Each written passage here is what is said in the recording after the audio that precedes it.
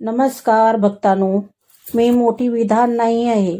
मी जे काही संतांच्या कथा, ग्रंथ आणि भक्ती परंपरेतून शिकते ते प्रेमाने तुमच्यापर्यंत पोहोचवण्याचा प्रयत्न करते. काही चूक झाली असेल तर ती विठ्ठलाचे लेकरू समजून मला प्रेमाने सांगा आणि माझा हा व्हिडिओ शेवटपर्यंत पहा. फक्त 1 दिवसाचा हा उपवास तुमचे पूर्ण आयुष्य बदलू शकतो. आषाढी एकादशीला ही एक गोष्ट केल्याने विठ्ठलाची कृपा तुमच्या घरात तुमच्यावर वर्षभर राहते. नेमकी ती कोणती? चला तर मग जाणून घेऊया. रामकृष्ण हरी, रामकृष्ण हरी. विठ्ठल विठ्ठल, जय हरी विठ्ठल. माझ्या सर्व विठ्ठल भक्तांनो मनपूर्वक स्वागत आहे. 25 जुलै 2026 शनिवारी आषाढी एकादशी खूप विशेष आहे. या व्हिडिओमध्ये आपण आषाढी एकादशीचे महत्त्व, उपवास, कोणत्या गोष्टी टाळाव्यात, काय खाऊ नये, कोणती गोष्ट केल्याने विठ्ठलाची कृपा मिळते, पौर्णिमा कथा आणि चातुर्मासाचे महत्त्व जाणून घेणार आहोत. रामकृष्ण हरी, रामकृष्ण हरी. विठ्ठल विठ्ठल, जय हरी विठ्ठल, जय जय रामकृष्ण हरी. माझ्या विठ्ठल भक्तांनो, आषाढी एकादशीच्या तुम्हाला सर्वांना हार्दिक हार्दिक शुभेच्छा.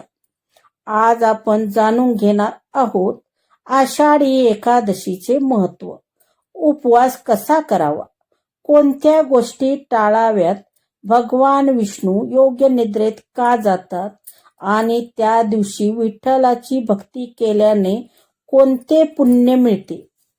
हा व्हिडिओ शेवटपर्यंत नक्की ऐका. रामकृष्ण हरी, विठ्ठल विठ्ठल. भाग पहिला. आषाढी एकादशी म्हणजे काय? हिंदू धर्मातील वर्षभरात 24 एकादशी येतात, परंतु आषाढी एकादशीला सर्व एकादशीची माता मानले जाते. या दिवशी भगवान श्री विष्णू क्षीरसागरात योग्य निद्रेत जातात. याच दिवसापासून चातुर्मास सुरू होते. पंढरपूरमध्ये लाखो वारकरी पायी चालत येऊन विठ्ठलाचे दर्शन घेतात. तर संत ज्ञानेश्वर महाराज, संत तुकाराम महाराज यांच्या पालख्या पंढरपुरात येतात. ज्ञानोबा, माऊली, तुकाराम या जयघोषाने संपूर्ण पंढरपूर दुमदुमले जाते. रामकृष्ण हरी. विठ्ठल विठ्ठल. विठ्ठल पंढरपुरात विठेवर का आहे? भक्त पुंडलिक आई वडिलांची सेवा करत होता. भगवान श्री विष्णू त्यांच्या भक्तीने प्रसन्न होऊन त्यांना दर्शन देण्यासाठी आले.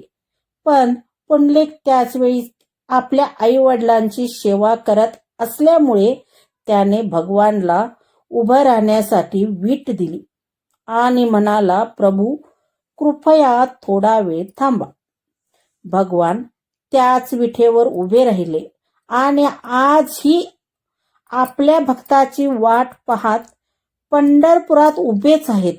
म्हणून आषाढी एकादशीला विठ्ठलाचे दर्शन घेण्याचे विशेष महत्त्व आहे. रामकृष्ण हरी, रामकृष्ण हरी. विठ्ठल विठ्ठल. भाग तिसरा. आषाढी एकादशीला उपवास का करतात?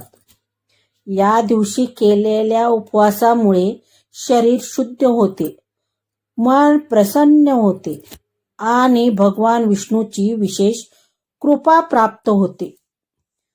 शास्त्रानुसार असे सांगितले जाते की आषाढी एकादशीचा उपवास हजारो यज्ञ आणि दान करण्या इतके पुण्य देणारा आहे.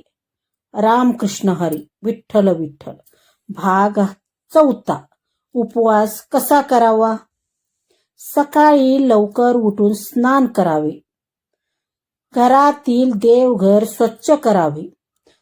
भगवान विठ्ठल आणि रुक्मिणी मातेला फुले अर्पण करावी. तुळशीची पूजा करावी. दिवसभर रामकृष्ण हरी या मंत्राचा जप करावा. शक्य असल्यास विष्णू सहस्त्रनामाचा हरिपाठ करावा. फल, हार किंवा उपवासाचे पदार्थ खावे. संध्याकाळी आरती करून भजन कीर्तन ऐकावे. रामकृष्ण हरी विठ्ठल विठ्ठल. भाग 5. कोणत्या गोष्टी टाळाव्या? राग करू नये, कोणाची निंदा करू नये, खोटे बोलू नये, तामसी अन्न खाऊ नये, कोणालाही दुखवू नये, वादविवाह करू नये. रामकृष्ण हरी विठ्ठल विठ्ठल. भाग 6. एकादशी. आषाढ एकादशीची पौर्णमिक कथा. एकदा मूर नावाच्या राक्षसाने देवाला त्रास दिला. भगवान विष्णूंनी त्यांच्याशी युद्ध केले. नंतर भगवान विश्रांतीसाठी एका गुहेत गेले. मूर राक्षस भगवानावर आक्रमण करण्यासाठी आला. त्याचवेळी भगवान विष्णूच्या तेजातून एक दिव्य देवी प्रगट झाली आणि तिने मूर राक्षसाचा वध केला. भगवान विष्णूंनी त्या देवीला वरदान मागण्यास सांगितले. देवीने मागितले की ज्या दिवशी मी प्रगट झाले त्या दिवशी जो भक्त माझा उपवास करेन त्याला मोक्ष प्राप्त व्हावा. भगवान म्हणाले, आजपासून तुझे नाव एकादशी असेल. म्हणूनच एकादशीच्या उपवासाला विशेष महत्त्व प्राप्त झाले. रामकृष्ण हरी विठ्ठल विठ्ठल. भाग 7. चातुर्मासाचे महत्त्व. आषाढी एकादशी पासून चातुर्मास सुरू होतो. या 4 महिन्यात संत महात्मे जप, तप, व्रत आणि भक्ती करतात. या काळात खालील संकल्प करूया. रोज राम नाम जप करणे, हरिपाठ म्हणणे, भागवत गीता वाचणे, गरिबांना अन्नदान करणे, दररोज तुळशीला पाणी घालणे. रामकृष्ण हरी विठ्ठल विठ्ठल. भाग 8. आषाढी एकादशीला काय दान करावे?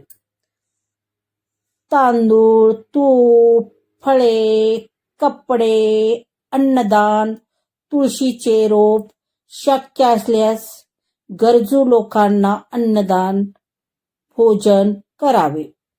रामकृष्ण हरी विठ्ठल विठ्ठल. 9. भाग. भाग 9. उपवास सोडताना.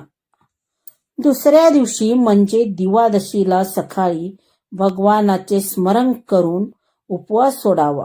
उपवास सोडण्यापूर्वी तुळशी पात्र अर्पण करून प्रार्थना करावी. हे पांडुरंगा, आमच्या हातून जाणीवपूर्वक किंवा अनजाणपणे काही चुका झाल्या असतील तर आम्हाला क्षमा कर. आमच्या घरात सुख, समाधान, आरोग्य आणि भक्ती दे. प्रत्येकाच्या आयुष्यात तुझ्या नामाचा अखंड गजर राहू दे.